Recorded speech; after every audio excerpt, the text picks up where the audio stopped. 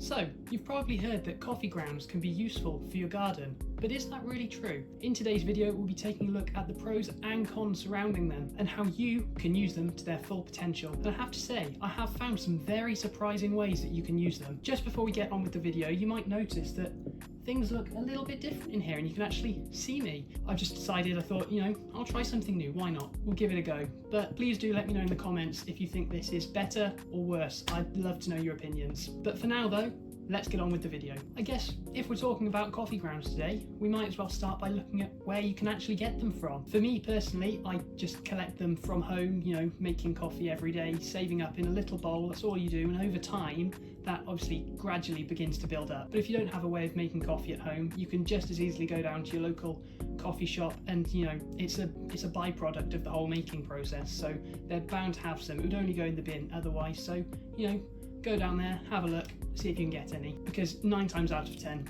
they will have some. This is how I used to get all my coffee, but nowadays I don't really need to go down as often. Okay then, let's look at the first way which you can use coffee grounds, and that is that you can use them to improve your soil acidity.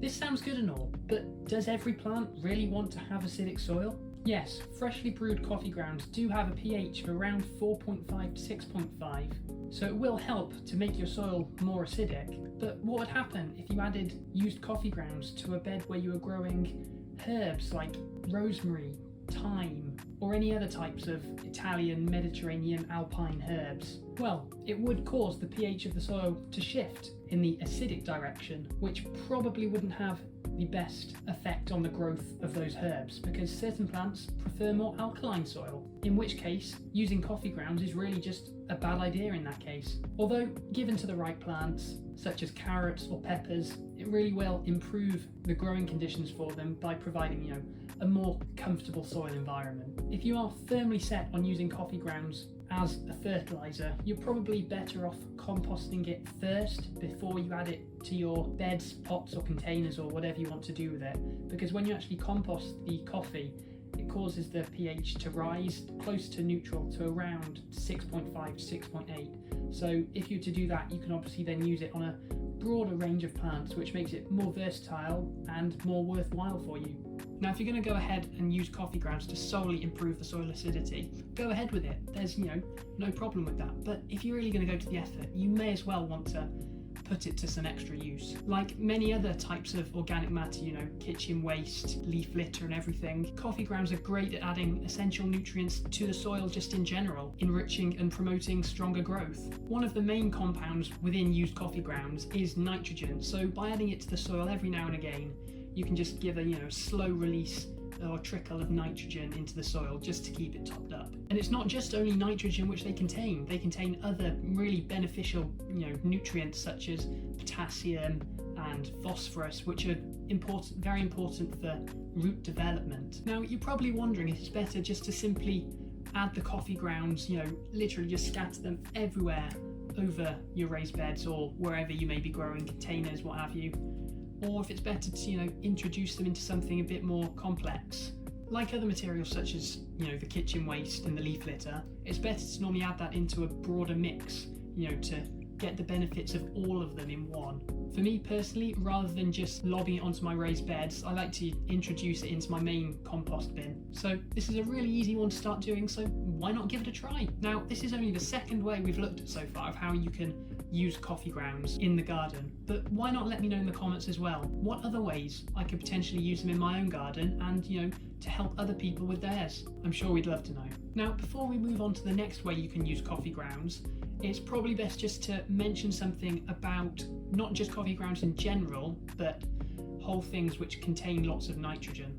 While it is a good boost for the soil, it's better to add it in quite small increments as you would with homemade compost. That's because when you add too much nitrogen to the soil, it can cause quite a lot of green growth, lots of leaves to appear, which obviously causes lots of the plant's energy to be either taken away from the flowers if you've got something like a hydrangea or something, or if you've got beetroot, then that main beet is going to suffer and you'll just have lots and lots of green growth really, which obviously gives you more composting matter, but that's not exactly what we're here for. If you do have this problem in your garden, a good way to try and combat it is by adding more brown material into the soil as opposed to green material, which is what coffee grounds are. You know, examples of brown materials are things like your cardboards, your paper, your leaf litter.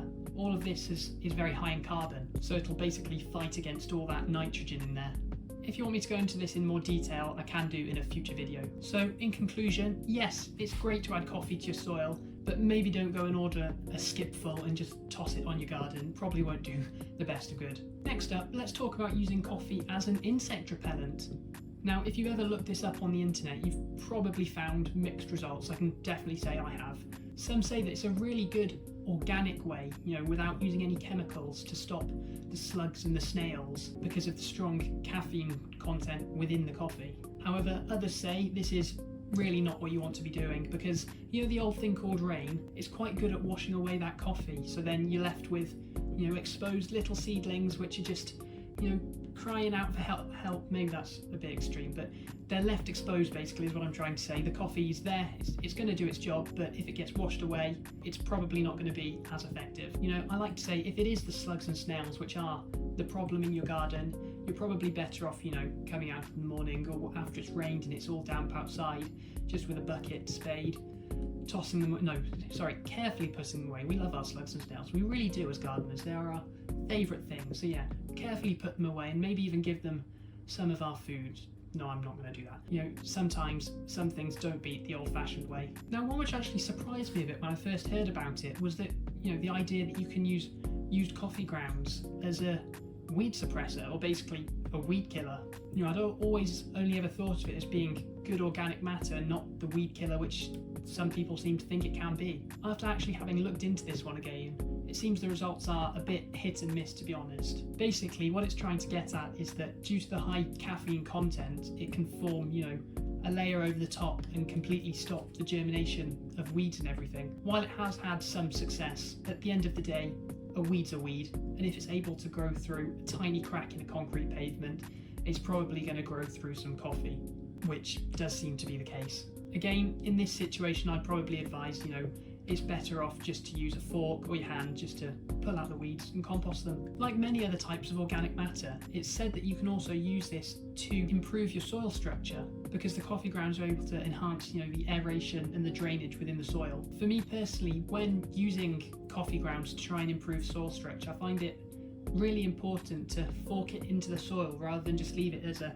layer or, you know, a blanket over the top of the soil, because I've seen that if it is quite warm and you lay coffee grounds just straight over the top in quite a thick layer, it can form almost a crust, which obviously prevents, you know, the water from infiltrating the soil and leading to weaker growth. Also, if you're one of those people who like to just sprinkle coffee over newly sown seeds, maybe think again, because if you do sprinkle it too thickly, that crust could well just stop the germination of those seeds, and you never know, you might get a really poor growth, and no one wants that.